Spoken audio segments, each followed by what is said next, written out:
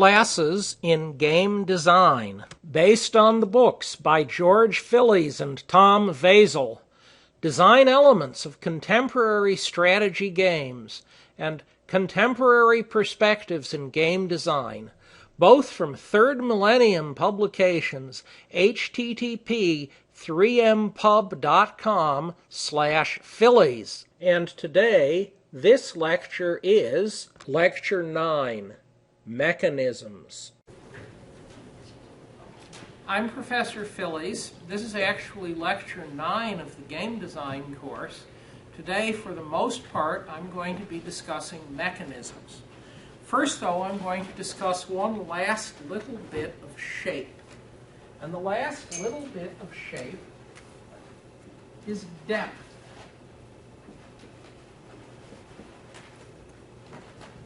So what do I mean by depth? Depth is a measurement of how much skill there is in the game. At the bottom end, if you're playing scissors, paper, rocks with the correct strategy, namely you know what have a list of random numbers you've memorized, there is no depth at all because everyone does equally well up to the quality of their random number generators. However, for most games that people would want to play, at least if they're older than about 4, there is a certain amount of competition. And the point of competition is that if you think about things, you can do better, or if you practice more, you can do better. Or in any event, there's some way to be better than someone who just walks off the street and plays the first time. So how do you quantify depth? One answer is we have a very good player, we have a completely incompetent player. How often does the very good player beat the incompetent player? And at one end, as a design feature, we have Duel of Ages. The fellow who did Duel of Ages was interviewed by Tom Vasel, and you can find his interview in Contemporary Perspectives. In any event, having said that, the desire of the designer of Duel of Ages was that the weaker player would have something like a 40% chance of winning. That is, there would be a small skill effect, but it's really small. Now, saying the skill effect is small doesn't necessarily mean a great deal, the way I just quantified it. For example, some of you may have parents who are fond of watching golf matches. And if you have parents who are fond of watching golf matches, you may have noticed there are all these people there, but you never hear any reference to gambling on golf matches. And the reason for that is that the difference between, at least until Tiger Woods came along, the difference between the best player in the tournament tour and the weakest player in the tournament tour was fairly small. In fact, it was about a tenth of a stroke per hole. So over 72 holes over a typical tournament, 4 days, the difference in scores from top to bottom, typical, would be 5 or 10 points. Of course, it's actually larger than that because there's some stochastics involved, but the difference, the effect of skill at that level and how well you do is very small, and therefore it was fairly close to random as to which of half dozen or dozen people would win the tournament. On the other hand, we can take chess.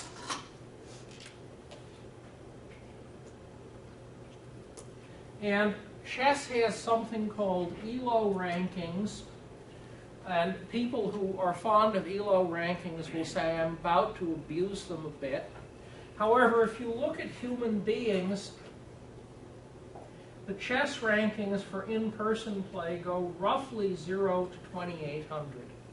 Now that's not precisely true because the top end wobbles a bit. The play-by-mail version, best player is up at 3,200. The 0 is a recent imposed number. In fact, if you were a total amateur, had no clue what to do, you could end up with a modest but negative ELO score. On the other hand, if you ask how close can players be and still both of them have some chance to win, the answer is something like 300 or 400 points. And therefore, if you have two players who are 200 points apart, it is somewhat competitive, but the weaker person really has to work hard. At 400 points, the game becomes non-competitive. The stronger person will essentially always win. And therefore, we could say that the depth of chess is approximately 7 levels, give or take. Now, we could also do this with Go. And you have stronger players and you have weaker players, and they play against each other. And there is some fluctuation, but in addition to there being some fluctuation, there is a very well-defined scheme for giving one side a bit of an advantage, so even though they're a weaker player, they have an even chance of winning the game. You put down extra, what are called handicap stones, which are an advantage to the weaker player. Nonetheless, if you look at the play of Go, while at the very bottom end, the people who can sort of find the intersection between lines to put the stones down, it's a little less well defined. In Go, the stronger player consistently beating the weaker, or pretty much, there are something like 40 levels, give or take. And therefore, one would say that there is some sense in which Go is a much deeper game than chess. There are a certain number of this sort of level and a certain number of that sort of level, and there is a number that starts at around 40 and winds up towards 0 for the really weak people, and there are some extra rules for the various strongest of players. I thought there was system had Kami, and that was, I forgot what that started with, but that works downwards until you get to 0, then once you get past Kami, there's like a significantly higher level called Dawn, and then that one goes upward? Yes, that's correct. However, it goes on for a piece, and so there are in fact about, since the very weak levels, the people's skill isn't reliable enough to tell for them to be different. There's something like 40 levels of skill, not named levels, but as a practical matter. So that's depth. And as a practical matter, if you want a game that people will continue to play for a long time, you either have a lot of depth or you have something else. Otherwise, people play the game, they find a solution, they exhaust it.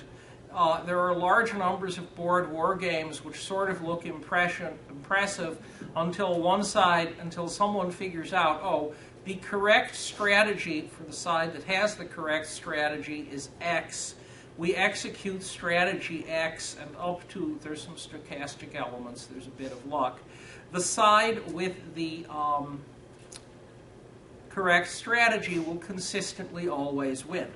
Now, if you have players who aren't as good, who don't find the strategy, they may think it's a very fine game and it's well balanced.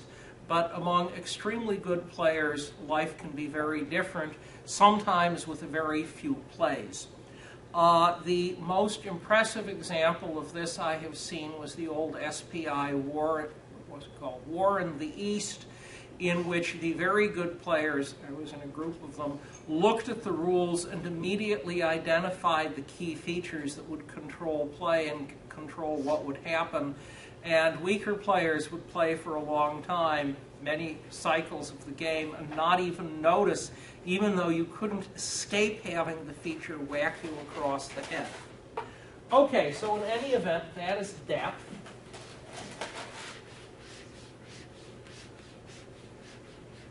And now we will advance to the next choice, and the next choice are mechanisms. Mechanisms are like gears and cams in a machine, or resistors and capacitors and coherers and interocitors in electrical circuits. They are the parts you assemble to make a game. Now, they aren't a game, but the names of the parts are not the parts. If I say you're going to have a turn sequence, well, that's a mechanism. You do A, then you do B, then you do C. That's a turn sequence. You actually have to fill in the turn sequence bubble with what the turn sequence is before you have a game. And you have all had a practical example of that. Namely, you played Puerto Rico with 2 fill-ins on the turn sequence, and you will have noticed that one of those turn sequences was a whole lot more interesting to play than the other.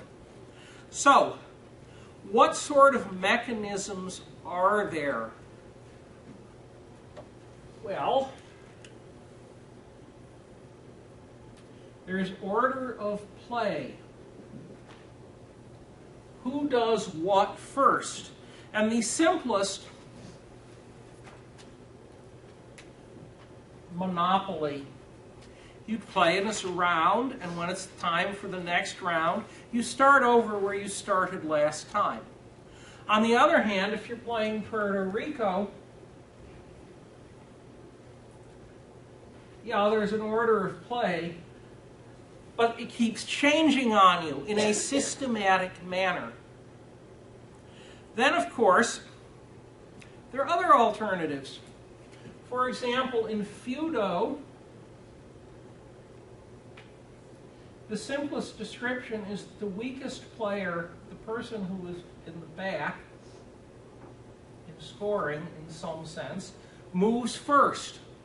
And therefore, the last shall be first if you have a game where there is a significant advantage to having the first move.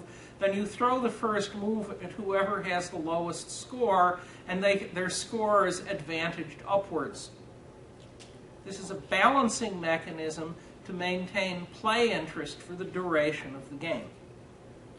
You can also imagine bid for move. That is, we have finished a round of Puerto Rico. It is time for the next round. And instead of the mayor the governor, automatically passing to the next player, well, it will, except you're allowed to make bids, say minimum of 5 gold pieces. And you can bid to get the mayor next.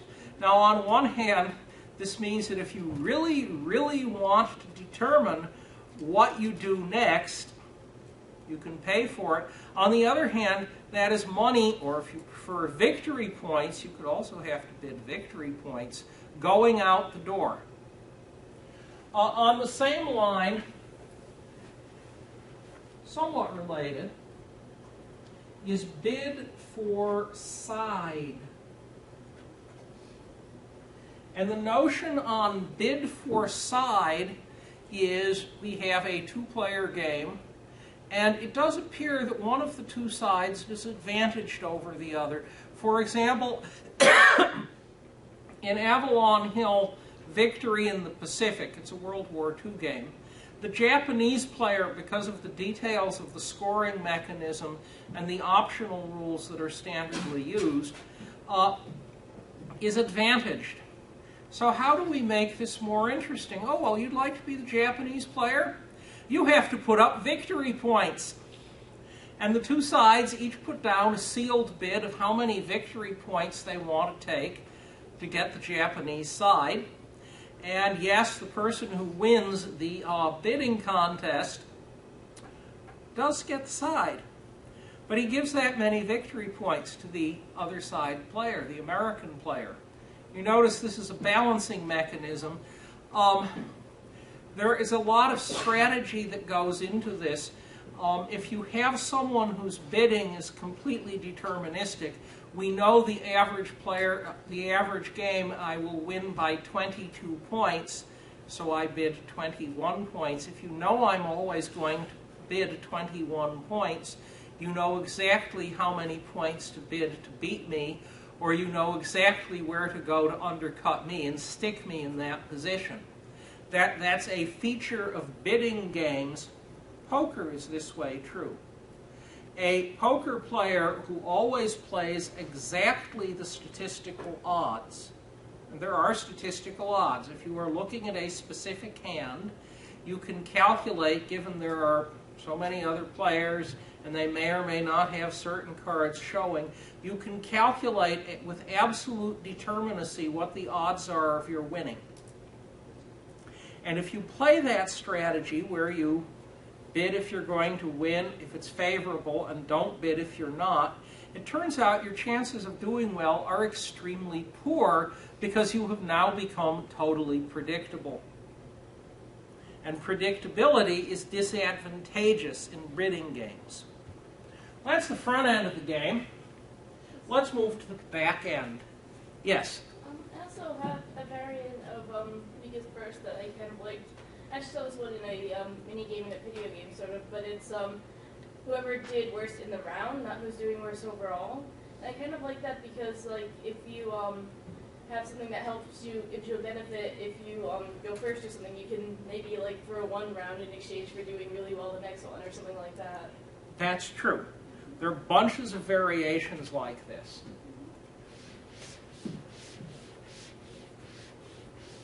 Okay. Let us push ahead. And I've talked about starting the game. The other end is game end. And in game end, well, how do we bring the game to a stop? And one end, there's always eliminate. One side simply isn't there anymore for whatever reason. For example, you run out of money and must pay your taxes, and if you don't pay the taxes, you go to jail permanently. There are also what I will simply describe victory conditions. That is, there are objectives that each player must meet, and the player who first obtains the victory conditions wins the game. Now, the victory conditions can be the same for everyone. Chess, the victory condition is checkmate. On the other hand, if you are playing some sort of role game, it may be that each role has assigned to it a different set of objectives in order to win the game. A more complicated version of this is, yes, each player has objectives. And some of them are known. And some of them are in the face-down card sitting on the table so that the player knows what his victory conditions are, but no one else does. This can get actually fairly extreme. There is an old science fiction story in Analog, and it is a species. It's not quite a 4X game because they do something intelligent instead. However, they are shooting at each other, and they are trying to negotiate, and matters are doing extremely, extremely poorly. And eventually someone figures out that the two sides are evaluating each battle differently in terms of what is significant and what is not. And therefore, both sides are sure they're winning militarily.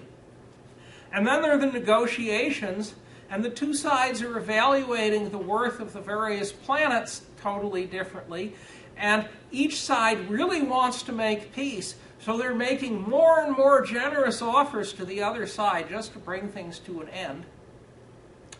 And the other side is perceiving this as less and less generous, finally grossly insulting offers. And so, because the evaluation schemes are different, no one, well, it's a degenerating cycle, but fortunately you have smart people of goodwill and they break through it. Okay, how else can we have game end? In chess, the good manners solution is resign. If you get to a position where you cannot win, you don't drag it out, you resign. The bad manners is to play it out to an end, which is really bad manners. However, the resignation scheme means that you can evaluate what's going on. This is the different from hidden victory conditions, clearly. And therefore, you can stop. Oh, yes. Resource exhaustion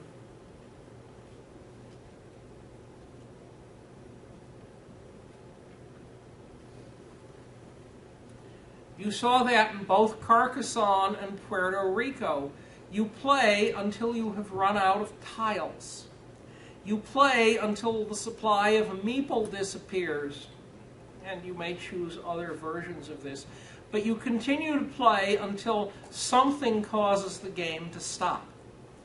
A fairly rigid version of this is fixed turn number,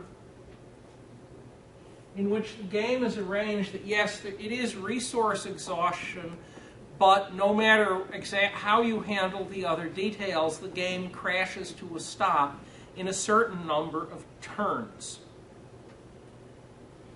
Okay. We aren't done yet with these. For example, you are drawing cards which tell you, how many people are going to show up on the colony ship this turn. That's not the same as having the Puerto Rico rule. It's a random population appearance, except mixed in with the cards are a certain number of cards that read game end if this is the fourth game end card. And so you draw a game end card, and another, and a third, and when the fourth shows up, that's it, the game is over. And so game end can be a special event. And of course, you sort of bury the special event, perhaps, yes? That actually reminds me of a pandemic in the way the game works, because you can suddenly get an epidemic card out of nowhere, and all of a sudden you lose. Oh, yes. This is a bit different. This just stops the game. It doesn't determine who won or not. And you then have to do scoring. Let's see. Oh, yes. Game ends. Mutual agreement. Now, you might say, why would people agree to stop? Well, a good example, again, is Go. On each turn, a player has the option of saying, I see no move, and then the other player also sees no move, the game stops. However, you might ask, well, why would you not want to keep moving? And the answer is because of the way the Go scoring rule works.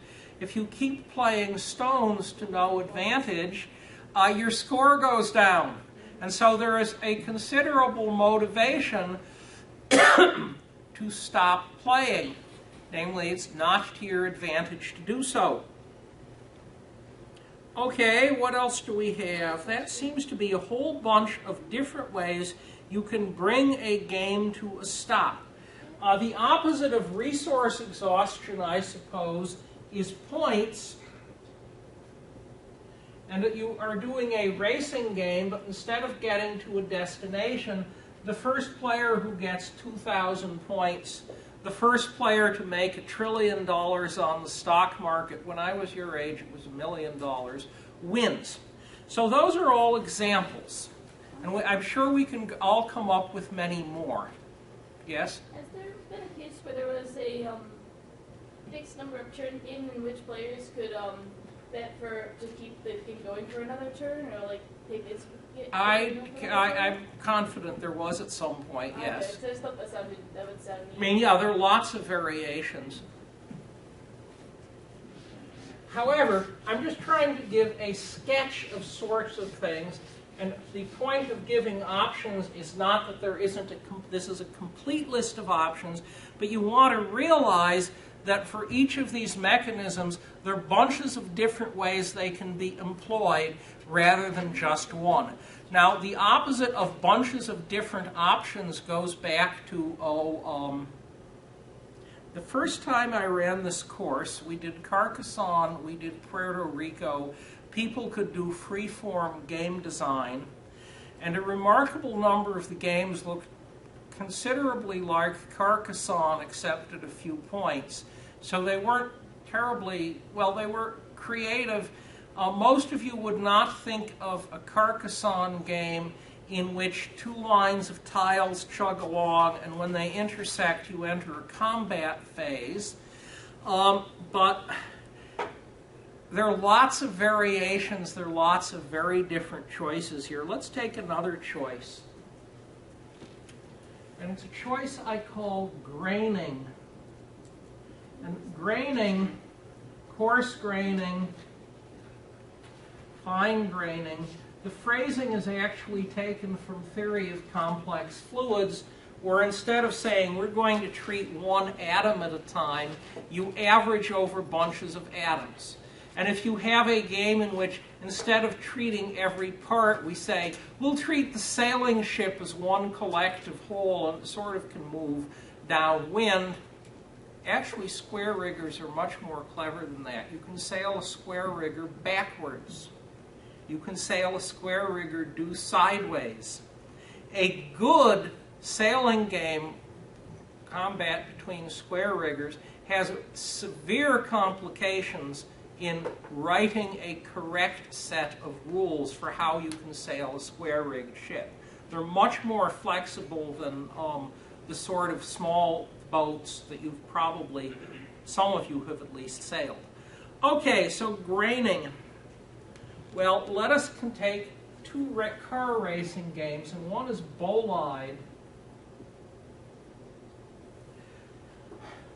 Bolide is a simple setup of Newtonian mechanics. You have a grid. I'm not sketching it in any great detail. And you have, here's a 0, and you have a pawn or indicator which shows your current velocity. And you can use, it's essentially brakes or accelerator or whatever, you can change the velocity each time by 2. Now you might say, gee, why don't I just floor the accelerator and keep delta V going faster and faster and faster? Well, the displacement on each turn, there's also a position grid, which is the racetrack and very long. And on each turn, you look up your velocity and you displace your car that much along in the indicated direction. Yes? Delta X is V delta T. Now, the reason you don't just run the velocity up to infinity is that at some point the racetrack does this. And if the car is sitting here and its next step is plus 18, well, we can move it 2 sideways. That's all the velocity change we can get. But you notice there's some technical issues involved with your entering the race stands with the automobile. And therefore, you actually have to think about this because your ability to create a delta V is not unlimited. It might not be as simple as this, but there is a limited ability to change delta V, and there are different ways of doing it, over braking, etc.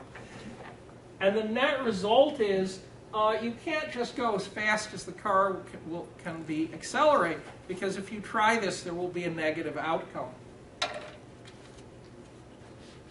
How far ahead can you see in that?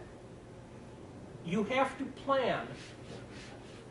And the planning is not unlimited because you also aren't allowed to drive through other cars. Now we'll take the other end of graining in race car games. That was fine graining. You aren't even changing how many spaces you move. You're changing the velocity and the direction. And the other game is called Formula One.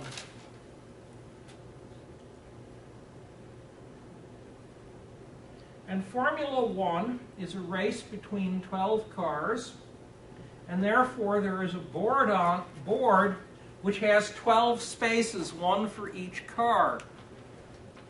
And you have a certain number of cards in your hand you're allowed to play, and you draw more.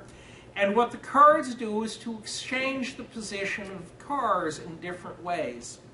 And some of the cars affect your team, and then 2 cars on a team, 6 teams. Some of the teams are neutral even. You play a card and you move cars around, and some cars go up and some cars go back. There are various extensions on this. And the objective is to have your cars in the lead and the other guys further back. If you do a really bang up, in some sense, job, the neutral cars are in the lead and the two teams lose. But this is as coarse-grained as you can imagine getting. The relative positions of the automobiles are shown, but there's no racetrack, there's no location, it's just who's in the lead, who's in second, who's in third. You can't get much more coarse-grained than that. So that's graining. Graining comes up in almost any game you design. How much detail do you put into the game? The more detail you put into the game, for some people, the more interesting it is. On the other hand, you can also run into a problem with complexification, that is, where you've added complexity, but you really have not added anything very interesting. And so the game is harder to play, and there's more detail, like the miniatures rules I described. And instead of a rule for tanks shooting, a rule for infantry shooting, a rule for artillery shooting, we have 200 pages of detailed tables, which you really want to know in fine detail, because if you don't know the rules in fine detail, you may find interesting results that you didn't anticipate or like. So that's graining.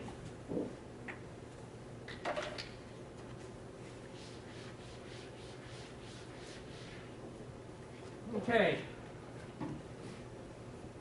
Completely different mechanism. Parts.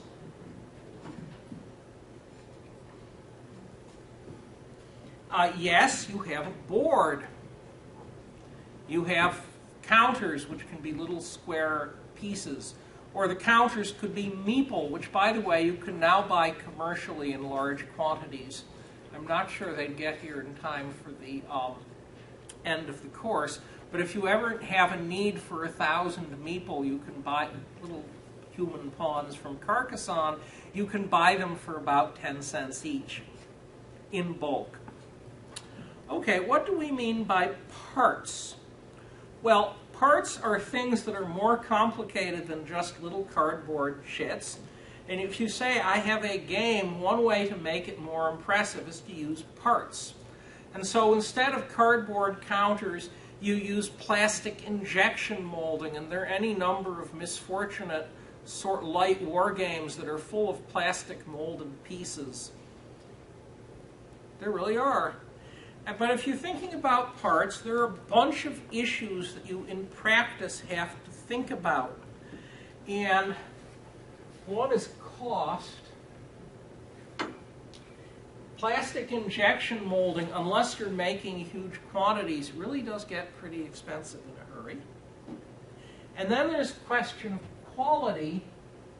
Namely, if you are going to hook people on paying 3 times as much for your game, because if it's full of plastic parts, or pewter parts, or little lead soldiers, or 2,000 Legos, or better yet, American plastic bricks, well, if you're going to charge people for that, you had better deliver the quality that is consistent with the price. And then there is the last bit, which can be described as a safety hazard.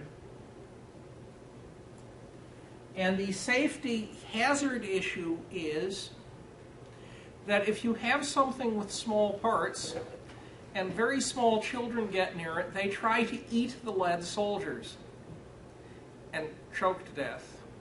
Or their parental units claim they got lead poisoning, even though this is chemically absurd. And their lawyers say this, and now instead of doing game design, you're doing combat litigation. The net result is, well, do you want parts? You'd better think about the design. You'd better think about what they add to the game. You'd better think about the cost issues. But there are lots of parts. Traditional ones, well, there are dice. And if you want an alternative to dice, there are spinners. And spinners, you hit the arrow, a steel arrow mounted in the cardboard, it spins in a circle, and it ends up pointing in an outcome.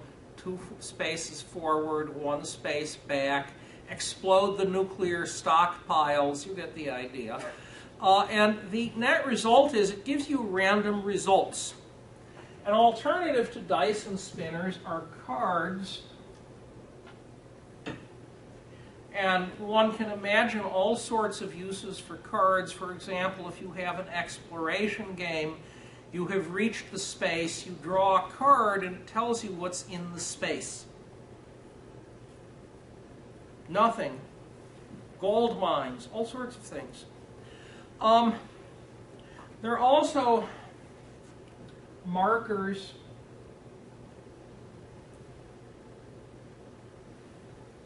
The little people in Carcassonne are functionally no different from pennies, draw yourself, or cardboard squares of different colors.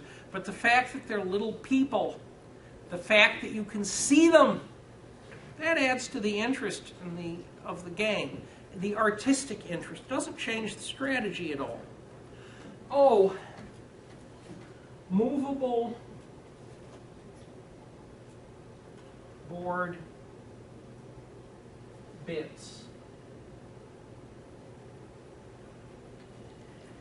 There are games, you're going to see 2 of them, in which you play on a map. And if you keep playing on the same map time after time, well, it can allow you to do much deeper strategic study, assuming there's any strategy there. The other alternative is, we've done this before, it gets boring. And what the movable board bits do are to say, well, instead of having the volcano always in that square, there are 2 volcanoes, and each player gets to put one down on the board where they see fit. Gee, the terrain moves around. Or the terrain does not move around. We are going to do something where there is terrain on the map for whatever reason. But we would like to use the same map for 5 or 6 different scenarios. And you put down the maps, the map bits, and the hills, which can actually be thick cardboard, and the mountains, which are a couple layers of cardboard, and you put down the layers, and you generate a map that actually has relief depth. There have been more extreme versions of this. At one time, people were selling plastic dungeon parts, and instead of playing D&D on a map, as you went ahead, down would go the block with the door on it, the block with the staircase leading sideways on it, all these other things, and you actually generated a, well, single layer of a 3D dungeon on the tabletop as you proceeded. The advantage of this is it's really more colorful, isn't it? The disadvantage of this is seen by going to the local toy store, buying a large crate of little wooden blocks on which you're going to put these things, and discover how much money you're shelling out relative to the cost of there's the hex paper and the magic markers and its special hex paper on which I can draw and erase, and gee, it's a lot more expensive. Okay. There are also more complicated, I'm going to call them constructs. The game comes with something large and complicated that you may have to assemble. For example, the very old children's game Everest, which was basically a race game and you rolled dice, but there were points where you had the option of taking a dangerous shortcut, so there was a little strategy involved. In any event, the game map was a 4-sided pyramid about yay high and yay wide. The unit counters stuck to the game map because the game map was made of steel and the unit counters were magnetic. It works. There's also the peculiar object. It's written up in several of the design element games. The cube tower. And you have a sealed box. Well, it's actually open at the top. And there are chutes and ladders and other mysterious things in here. And then there's a hatch out of which things can come. A fairly large hatch so that it does not jam. And you load it up at the start of the game. And then, for example, in Jerusalem, if you're going to fight a battle, you drop a certain number of cubes for each side, different color cubes, into the tower. There's a clattering sound, and out at the bottom comes some number of cubes of different colors, which tells you what happened. And it's a very mysterious stochastic simulator. But it's a mechanical object, and it's three-dimensional, so it's a part. Do parts get stuck when you put them in there? Like they get like... I think it is, though I have never seen anyone complain that you had to shake the thing or turn it upside down. If you think carefully about the dimensions of all of the passages, this would generally not be a problem. So that's parts. Let's push on. I think I have time for one more. I'm going to talk about role selection.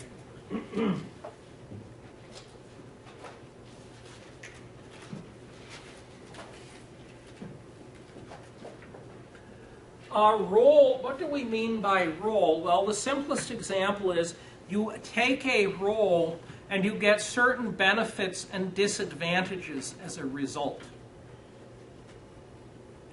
And so, how many of you have played Talisman Hands? Oh, that's different. 2 years ago, almost every hand went up. In any event, it is a sort of a Dungeons and Dragons game. It is on a circular map. And you have all of these different character types you can choose, and each has a minor advantage and a minor disadvantage, sort of compensating. Some character types are definitely better than others, and you play it for the whole game. The other extreme from that is that what you see in Puerto Rico or in Glory to Rome. You can select a role, but during a single game, you get many different roles. And if you have many different roles, yes, it evens things out. It eliminates challenges to design where one of the characters has some enormous advantage, and therefore one of the character types always wins. That's very bad. The disadvantage of Puerto Rico type roles is that you don't really get to identify with the role even over the course of a single game, let alone identify with the character as you would do over a role gaming campaign of some sort. Okay, now there's some variations on this. A completely different sort of role identification. There is a very old World War I fighter combat game called Fight in the Skies. There's biplanes and triplanes and such not. But every year at the very old Lake Geneva Conference, which was nothing like the current one, there would be a bunch of Fight in the Skies players who would get together, and they would do dawn patrol. And the requirement was that you showed up, as I recall correctly, in a parking lot somewhat before sunrise, and play started when the sun appeared above the horizon. This is role identification because this is what you actually did in combat in that period. You got aircraft into the air at first light, and then when the sun rose, well, gee, there's the sun right behind you if you could attack out of the east. But they actually got up at that unholy hour. Well, that's role identification. You have other variations instead of saying choosing. There is the game Hunter. It's in Design Elements someplace, in which you can hire characters. Of course, if you're going to hire a character, you have to give them a cut of the loot. I'm using loot very broadly. And because you have to give them a cut of the loot, the more characters you hire, yes, the better you will do, except your scoring is based on how many points you have, and if you give away all of the loot to your hired characters, you're going to lose. Final two versions, since I am closing out of time, maybe not quite final. There is Maharaja, which is a building buildings and moving around on the map. And there is an architect, and the feature is there is a unit counter that represents your character on this map. And your character, if I recall correctly, is actually the architect who is setting up construction. And the constraint is, if you want to build something, you actually have to be there. We are before the internet, we are before faxes, we are before blueprint machines. You actually have to be there to supervise construction. And of course you can move, but depending on the rules and the details, well, sometimes there are penalties to moving, because if you're moving, you're obviously not negotiating with clients or whatever. Okay, and then finally, in role selection, there are board games that are simply role games in disguise. And you can, in principle, imagine saying, we are going to build a board game, and in fact, it's Dungeons and Dragons or Champions or Camelot or whatever. It is a board game in all respects, except the players are playing characters, and it sort of really is a role game, except it's in disguise. We've done a media transformation.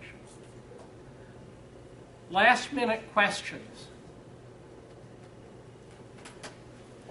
Okay, next time I will take up special events and a bunch of other of these. There are a fair number of other mechanisms, and I will try to have the graded everything back to you. Class dismissed.